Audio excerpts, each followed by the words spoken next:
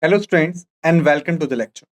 So students, in this lecture we are going to talk about the amendment of the constitution. Okay? And basically you could say that these are the topics we have scheduled for the discussion under this particular series. Like we will see the introduction of the amendment, then we will see the procedure for amendment, then the types of amendments, then the criticism of the amendment process.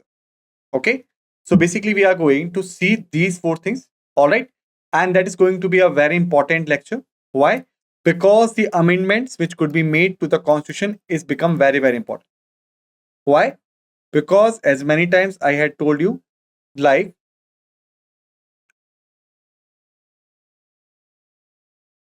constitution is basically the book and backbone of Indian political structure.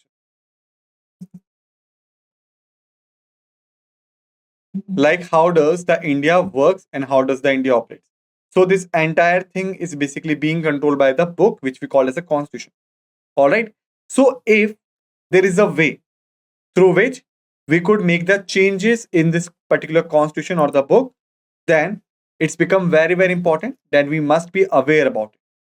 All right. So let's first start with the introduction of the amendment. Like any other written constitution, the Constitution of India also provide for this amendment in order to adjust itself to the changing conditions and needs. So basically what happened, like if we talk about in India, then we know the Constituent Assembly was formed in 1946. Then in 1949, the Constitution was prepared, and in 1950, that was implemented. All right. So if we talk about these years, all right, and thereafter, if we talk about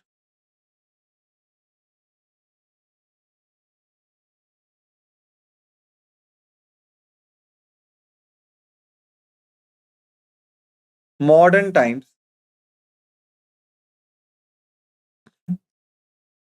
all right. So what do you think? Things are as it is, as they were in these years? No, things have been on continuous changing, right? So that's why the constitution is need to be updated time to time as per the demand, as per the situation. All right. So that's why it is said that the constitution of India also provides for its amendment so that it could be adjusted as per the changing needs and the conditions. All right. However, the procedure laid down for its amendments is neither easy as in Britain and nor as difficult as in USA. All right. In other words, the Indian constitution is neither flexible nor rigid, but a synthesis of both. Okay. So why it is said that basically it is easy in Britain and why it is said that it is basically hard in USA? So for this, we have to understand the concept of written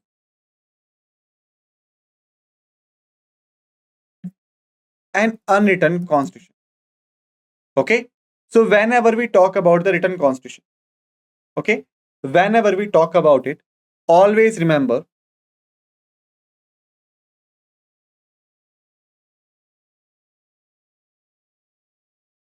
all the things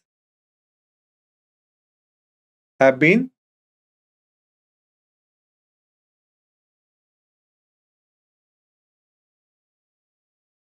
completely defined and parliament is restricted by the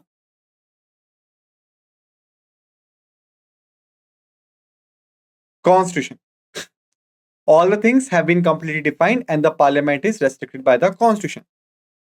All right. When we talk about unwritten constitution, always remember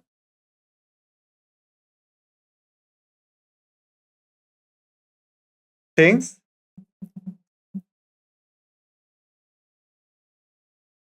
have not been defined and written. Basically, the parliament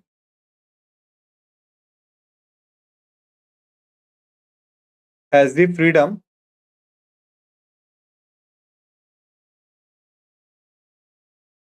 or sovereignty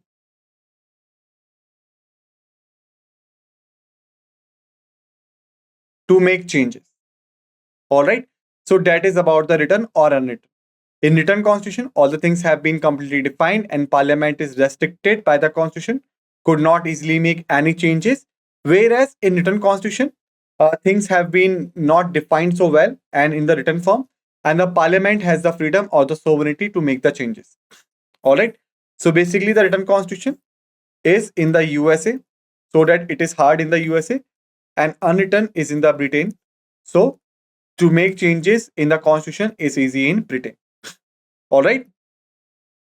So same things are written down here. But basically, when we talk about India, then India is neither strong nor weak, but it is a flexible. All right. And you can say synthesis of both. So basically, there is an article which we call an Article 368 in the part 20 of the Indian Constitution that deals with the powers of Parliament to amend the Constitution and its procedure. States that the Parliament may, in exercise of its constituent power, amend it by way of addition, variation, or repeal any provision of the Constitution in accordance with the procedure laid down for the purpose. However, the Parliament cannot amend those provisions which form the basic structure of the Constitution. This was ruled out by the Supreme Court in the famous case of Keshavnanda Bharati in 1973. So basically, what you could say that there is a particular article which we call Article 368, which is present in the Part 20 of the Constitution, that grants the power to Parliament to amend the Constitution and its procedure. All right, and basically, they could edit, vary, or repeal any provision of the Constitution as per the procedure which is laid down for the purpose. But the Parliament power to amend the Constitution is restricted whenever the basic structure of the Constitution considered, and this was basically ruled out by the Supreme Court, which is oftenly regarded as an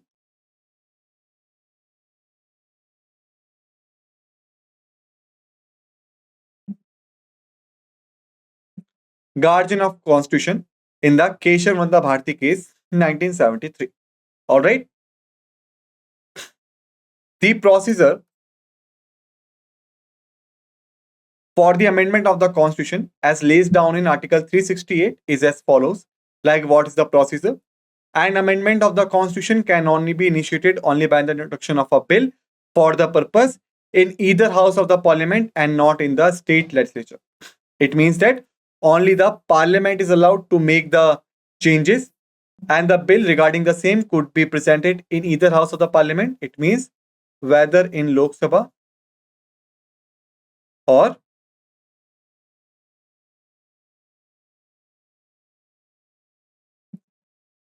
Rajya Sabha. All right. The bill can be introduced either by a minister or a private member. The private member is basically regarding as an MP or the member of parliament. All right. Ministers are the persons who belong to the ruling party, and MP are the persons who belong to the opposition party. So any one of them could present the bill and does not require the prior permission of president. It means that president concerned before presenting the bill is not necessary in the case of amendment. The bill must be passed in each house by a special majority. That is a majority of total membership of a house and the majority of two-thirds of the members of the simple house, members of the house present and voting. So basically, there are two types of majority, like the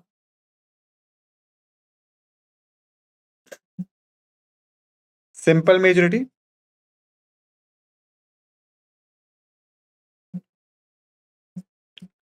and the special majority. The simple majority is like more than 50% of voting is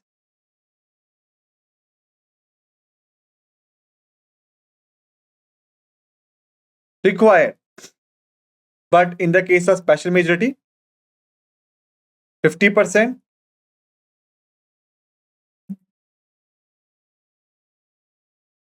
voting is required.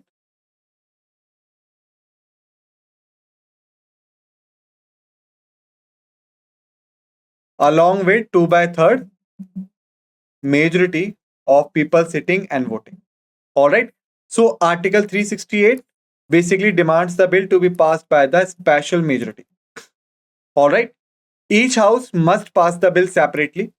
In case of disagreement between two houses, there is no provision for holding a joint sitting of the two houses for the purpose of deliberation of pass of the bill. It means that if the bill gets failed in any of the houses, then there is no provision for the joint sitting in the case of amendment. Like the houses will never going to sit together and discuss on this, and that joint voting could be conducted. All right. If the bill seeks to amend the federal provisions of the constitution, all right, it means that the center and the state relationship, all right, as per the constitutional basis which is provided, if the bill seeks to amend this thing, then it must also be ratified by the legislature of half of the state by a simple majority. Okay, that is a majority of members of the house present and voting. All right. So remember, whenever there is a ratification by the legislature of half of the states, so simple majority is required, not the special majority. After duly passed by both the houses of parliament and ratified by the state legislature, where necessary, the bill is presented to the president for the assent. Okay. The president must give his assent to the bill. He can neither withhold the assent to the bill nor return the bill for the reconsideration of the parliament. It means that if the bill has been passed by both the houses and if the bill was about the federal provision, so it required the rectification of the state legislature. Suppose this thing has also been granted, then the bill will be sent to the president and the president is required to sign the bill or give his assent. The president could not hold the bill and not even return the bill for the reconsideration. The president is required to sign the bill if all the things have been done properly. After the president amends, president assent, the bill becomes an act. Therefore, a constitutional amendment act and a constitution stands amended in accordance with the terms of the act. All right. It means that whatever the things have been promised in the act, that will be done in the constitution. So Article 368 provides for two types of amendment, like the special majority of parliament and also through the rectification of half of the state by a simple majority. All right. So basically, that is the first provision. But some other articles provide for the amendment of certain provision by a constitution by a simple majority of parliament. All right. That is a majority of members of each house which are present and voting, similar to the ordinary legislative process. Okay. Notably, these amendments are not deemed to be amendments of the constitution for the purposes of Article 368. Got it? Therefore, the constitution can be amended in the three ways. First way is amendment by the simple majority of the parliament. Second way is amendment by the special majority of the parliament. Third is amendment by the special majority of the parliament and the rectification of half the state legislature. All the things I have told you in the proper manner. So, what are the cases when this could be done by the simple majority of the parliament? Let's have a look on it. A number of provisions in the constitution can be amended by the simple majority of two houses parliament outside the scope of Article 368. It means that only required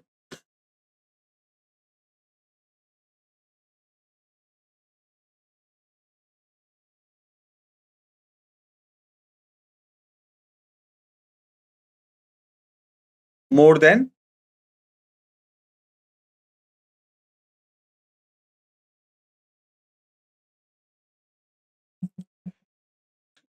50% of majority. All right. So what are these provisions? Basically, admission or establishment of a new state. Okay. These are the part of Article 2. Okay. Formation of new states and alteration of areas, boundaries, or name of existing states. These are the part of Article 3. All right. And as per the provisions of Article 4. Okay. Both the provisions of Article 2 and Article 3 lies out of the scope of Article 368. It means that all the things could be done by the simple majority. Thereafter, formation of new state. Okay, I have told you. Abolition or creation of legislative council in states. This could be done, okay, without any special majority or rectification of state, just by the simple majority. Thereafter, second schedule, like the emoluments, allowance, privileges, and so on of the president, the governors, the speaker, the judges, etc., which all are charged on the consolidated fund of India or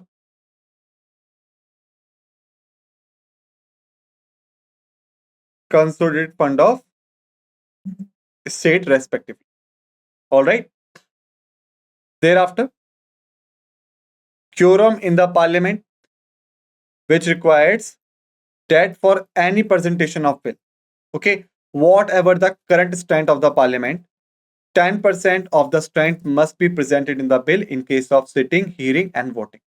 If the 10% of the current strength is not present, then the things could not be done.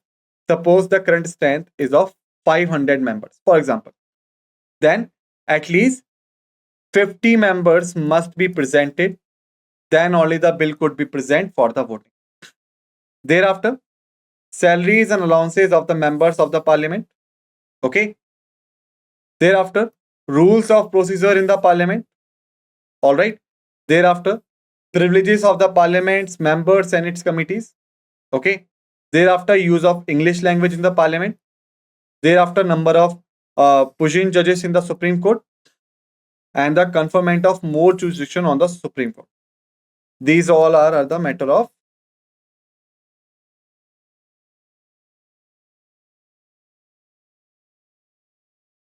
simple majority.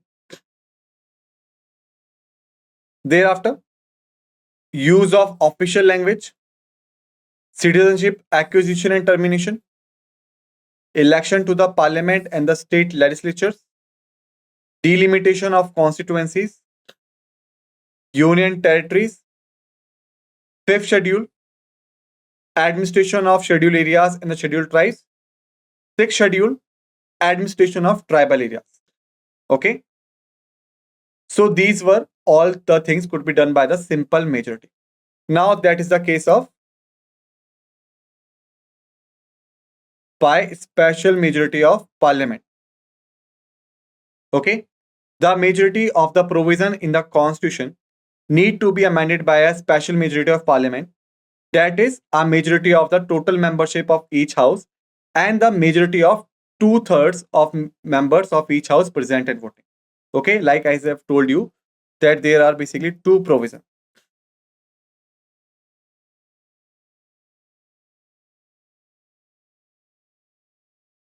%50 of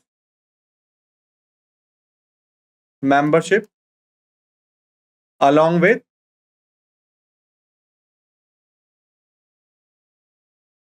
2/3 majority. All right. The expression total membership means the total number of members comprising the house, irrespective of fact whether they are vacancies or absentees. Okay.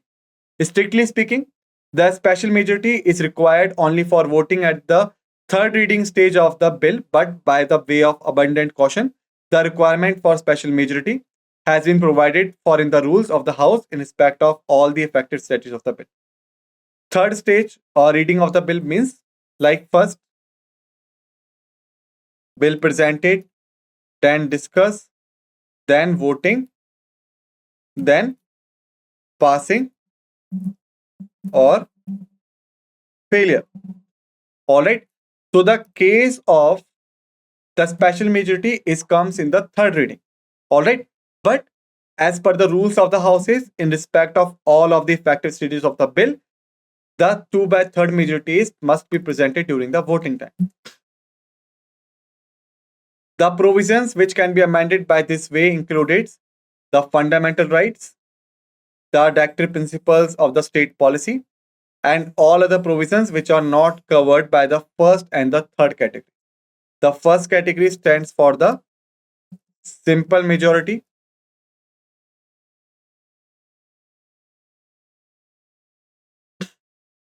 and the third category is basically stands for the special majority,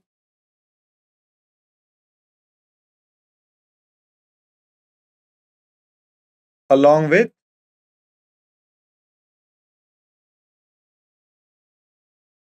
ratification of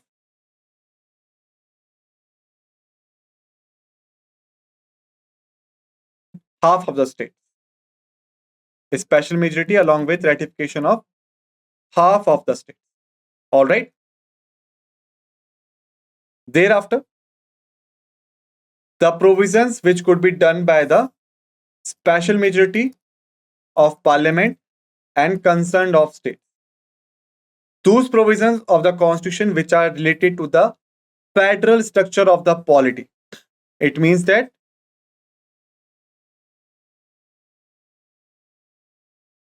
center state relations as per establishment by the constitution. These could be amended by the special majority of the parliament and also with the consent of half of the state legislature by a simple majority. It means that when the bill is to be passed by the parliament, then it's required the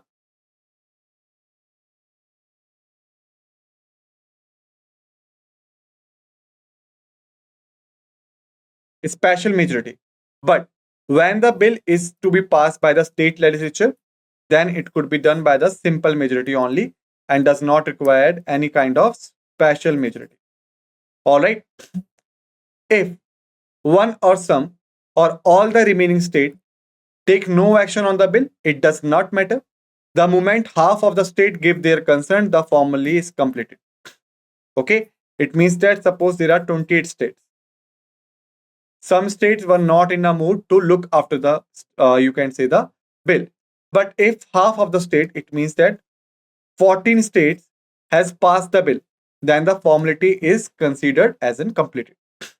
There is no time limit within which state should give their assent to the bill or consent to the bill. The following provision can be amended in this way, like the election of the president and its manner, like the extent of the executive power of the union and the states. All right, like the Supreme Court and the High Court, like the distribution of legislative powers between the union and the states, like the Goods and the Services Tax Council, like any of the list in the 7th schedule, like representation of states in the parliament, like power of parliament to attend constitution and its provision, Article 368 itself. All right. Thereafter, finishing the types of amendments, now we have to talk with the criticism of the amendment process. Okay. So critics have criticized the amendment procedure of the constitution on the following grounds. First, there is no provision for a special body like the Constitutional Convention, which is present in the USA, or Constitutional Assembly for amending the Constitution. This constituent power is vested in the Parliament, and only in few cases the state legislature could be included. Okay. Thereafter, the power to initiate an amendment to the Constitution lies with the Parliament. Hence, unlike in USA, the state legislature cannot initiate any bill or proposal for amending the Constitution except in one case, that is, passing a resolution requesting the Parliament for the creation or abolition of legislative council and state. It means that the state government's role is limited in the case of the amendment. Here also the Parliament can either approve or disapprove such a resolution and may not take any action on it. Only the one power in which the state could pass the amendment is that when they requesting the parliament so that their legislative council could be created or abolished. But still, the parliament has a supremacy whether to take action on it or ignore it. The constitution does not prescribe the time frame within which the state legislature should ratify or reject an amendment submitted to them. It is silent on the issue whether the states can withdraw their approval after according the same. Okay. Thereafter, either by the special majority or the simple majority, only there are the few cases in which the consent of state legislature is required, and two, only half of them. While in USA, it is 3/4 of the states. Okay, it means that India is required only half of the state consent, but in USA they required 3/4 states, which is a large number. Thereafter, there is no provision for holding a joint sitting of both the houses of parliament if there is a deadlock over the passage of constitutional amendment bill. On the other hand, a provision for joint sitting is made in the case of an ordinary bill. It means that if the ordinary bills get failed in any of the houses of the parliament, then both the houses will organize a joint meeting. But when we talk about the amendments, if the bill gets failed in either house of the parliament, there is no provision for the joint sitting. The process of amendment is similar to that of the legislative process, except for the special majority. The constitutional amendment bills are to be passed by the parliament in the same way as the ordinary bill. Like they are saying, the parliament is changing the constitution, but the process is very much similar as an ordinary bill. But only the special majority is lies in some cases. The provision relating to the amendment procedure are too sketchy, hence they leave a wide scape for taking the matters to the judiciary. Because it's required the special majority, the quorum and all, so the judiciary could easily participate it and hamper the process if needs to. Okay. Despite these defects, it cannot be denied that the process has proved to be simple and easy and has succeeded in meeting the changing needs and the conditions over the period of time. Procedure it's not so flexible to allow the ruling parties to change it according to their whims, nor it is so rigid as to be incapable of adapting itself to the changing needs. It, as rightly said by Casey Vieira, strikes a good balance between the flexibility and rigidity, as we had discussed in the early starting of this lecture. In this context, the Pandit Jawaharlal Nehru said in the Constituent Assembly, while we want this constitution as to be the solid and permanent as we can make it, there is no permanence in a constitution. Why? Because Article 368 stands for the wider scope of the constitution to be amended.